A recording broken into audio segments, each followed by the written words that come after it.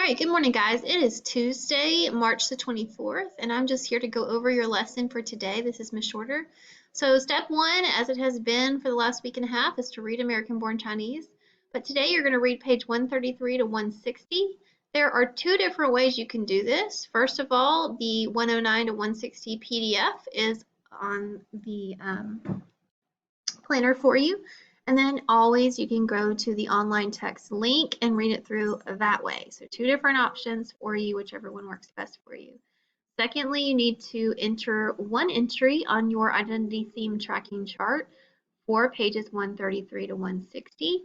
And again, you can handwrite this in the paper copy we gave you in class and scan it in when it is due to turn it in. Or you can go ahead and open this up, make a copy of it, save it to your drive, and type it in there yourself. I would recommend the second version just so everything is on the computer and you're not having to handwrite anything. The third step for this week is to work on that snapshot assignment, which I explained yesterday. If you need clarification, there is the video snapshot project explanation and all of the links to the assignment and the template that you're going to use. So please start to work on that and start thinking about that and brainstorming on that.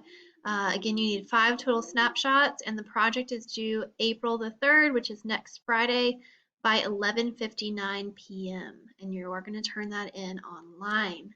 The other thing that I want to caution you too is that we will have a reading check for American Born Chinese on Monday, March the 30th.